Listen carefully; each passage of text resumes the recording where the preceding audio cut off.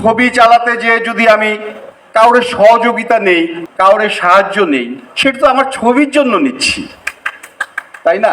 এইরকম একটা অনুষ্ঠানে এতগুলো ক্যামেরার সামনে এগুলো বলা আমি মনে করি মোটেও ঠিক হয়নি। ডেড বডি ছবির ডেড বডির প্রতিশোধ নিতে আজকে আসতেছে রিভেঞ্জ। মঞ্চে আছে চলচ্চিত্রের মহারানী, যিনি এক যুগ ধরে তাজমহলের মমতাজ হয়ে চলচ্চিত্রে অবস্থান করছেন, বুবলি। উপস্থিত মঞ্চে আগুয়ান এবং যিনি বিস্ফোরকের মতো বিস্ফোরণ ঘটিয়ে যাচ্ছে একের পর এক, এবং অ্যাকশন ছবির যে সাম্রাজ্য, সেই সাম্রাজ্যকে তছনছ করার জন্য যিনি আগুয়ান, যিনি আসছেন, সেই রোশান এবং আমার অত্যন্ত স্নেহের ছোট ভাই ইকবাল, যিনি রিভেঞ্জ ছবির পরিচালক এবং প্রযোজক সহ, সামনে উপবিষ্ট সকল সাংবাদিক ভাই, সবাইকেই শুভ সন্ধ্যা।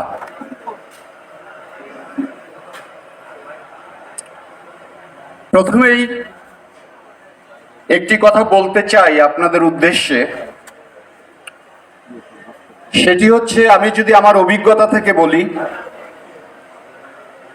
দুলাল খান সিনিয়র সাংবাদিক বলে গেল, আমরা কিন্তু ছোটবেলা থেকেই চিত্রালী দেখা লোক। খুঁজে খুঁজে চিত্রালী কোথায় পাবো,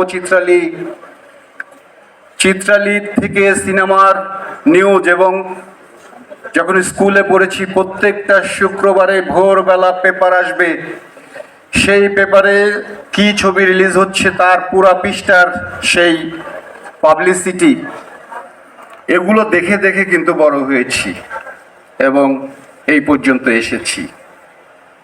আমি যদি বলি যে সেই সমস্ত সময়, সেই দিনগুলোতে কোনোদিন চিত্রালীতে, কোনোদিন অন্য অন্য যেগুলো সিনেমার পত্রিকা ছিল, বহুত ম্যাগাজিন ছিল এবং বহুত নাম করা সাংবাদিক, প্রথিতযশা সাংবাদিক, আমার মনে পড়ে না কোনোদিন আমাদের এই চলচ্চিত্র নিয়ে কখনোই কোনো নেগেটিভ নিউজ করেছে। আর আজকে তো ধরন পাল্টিয়েছে, আজকে নিউজের আপগ্রেড হয়েছে, আজকে নিউজ ডিজিটাল হয়েছে, আজকে ভিজুয়াল হয়েছে নিউজ। আমি সকলের কাছে আশা করব, আমার জীবনে যদি আমি প্রতিষ্ঠা পেতে যাই, আমার জীবনে যদি আমি আমার টার্গেট ফিল আপ করতে যাই, সেই জায়গাটায় আমার স্ট্রাগলের মধ্যে অনেক কিছুই থাকবে। আমি কখনো কাউরে হেল্প নিব, আমি কখনো কাউরে সহযোগিতা নিব, এটা তো অন্যায়ের কিছু না। আজকে যদি আমি আমার একটা ছবি চালাতে যে যদি আমি কাউরে সহযোগিতা নেই, কাউরে সাহায্য নেই, সেটা তো আমার ছবির জন্য নিচ্ছি, তাই না? তো এটা কিন্তু আসলেই অন্যায়ের কিছু না। আর এটা আমি মনে করি যে এই রকম একটা অনুষ্ঠানে এতগুলো ক্যামেরার সামনে এগুলো বলা আমি মনে করি মোটেও ঠিক হয়নি।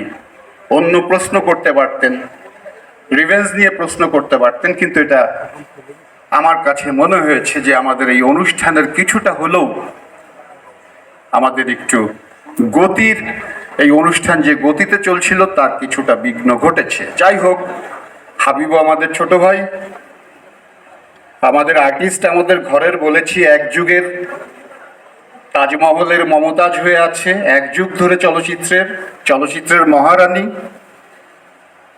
এখনো পর্যন্ত। সো আমরা এই ভুল বোঝাবুঝির অবসান চাই, এবং কোনো প্রশ্ন আর উত্তরের কোনো বিষয় না এখানে হাবিব। এখানে আমরা সবাই এখানে ভাই ভাই, সবাই এক পরিবারের লোক। আমি মনে করি এখানে যারা বিনোদন সাংবাদিক এবং আমরা যারা আর্টিস্ট, আমরা চলচ্চিত্রকর্মী, সবাই ভাই বোন।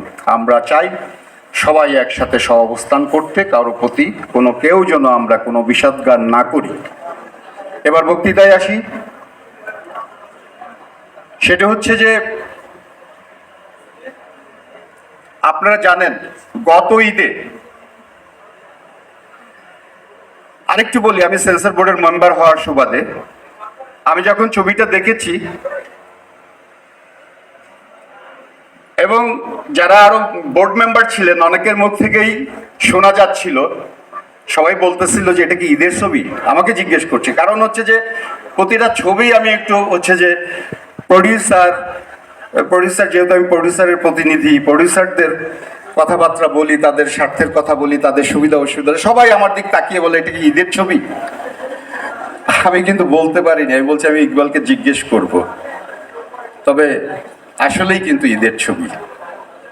এবং আপনারা জানেন ইকবালের একটি ছবি গত ঈদে রিলিজ হয়েছিল, যে কোনো একটা চক্রান্তে একটি ছবি তাকে মেরে তাকে কিন্তু ডেড বডিতে পরিণত করেছিল। ইকবালের সেই ডেড বডি,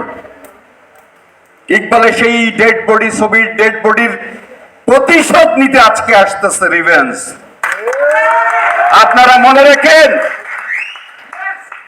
এই ডেড বডির প্রতিশোধ নিতে রিভেঞ্জ আসছে এবং রিভেঞ্জের প্রতিশোধ নিবে ইনশাল্লাহ। আপনারা অনেক কথা বলেছেন, ঝড় তুফানের কথা বলেছেন। ঝড় তুফান তো একটা লিমিটেড সময়ে থাকে, ভেঙে চুরে তছনছ করে নিয়ে যায় অল্প সময়ের জন্য, কিন্তু প্রতিবাদ সারা বছর থাকে, সারা সময় থাকে প্রতিবাদ। আপনারা হলে যেয়ে দেখবেন।